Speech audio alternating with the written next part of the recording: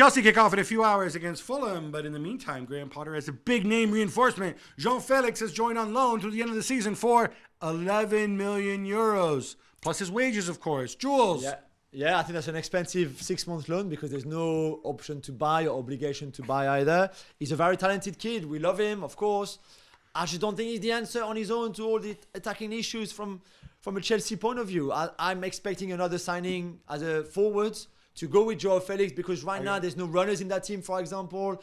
There's similar players in the way they ask for the ball at feet. I just don't think on his own he will be the solution. He's not the answer to anything. I think. I mean, he if you want to go and nurture him and turn him back, somebody can tap into his talent, fine. But in terms of the type of player he is and what he does, he's not a normal fit. Could he come in and play really great because he's very talented? Sure. But I don't think this is what Graham Potter needs at all. And this is a ton of money. And again, brings you back to the Jorge Mendes-Bowley relationship. Yeah, exactly. Plenty of reports out of Spain that Barcelona could welcome back Pierre-Emerick Aubameyang. That's true. If Memphis Depay moves on and to go to Atletico Madrid, for example, and if Aubameyang takes a pay cut, if he's free, Gab, there's a lot of if in there. Yeah.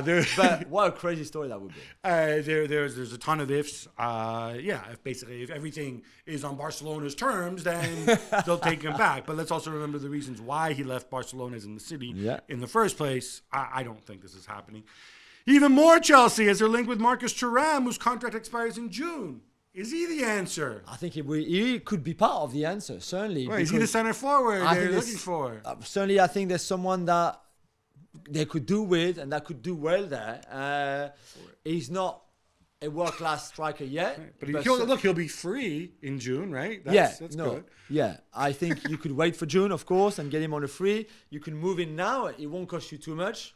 But clearly, his great World Cup has brought in a lot of interest. Enzo Fernandez scored for Benfica in the 2-0 cup win against Varzim. Chelsea had reportedly, as we know, made a bid. But the way he celebrated suggests that, I think he's staying. The shirt and the fingers staying and me staying kind of thing.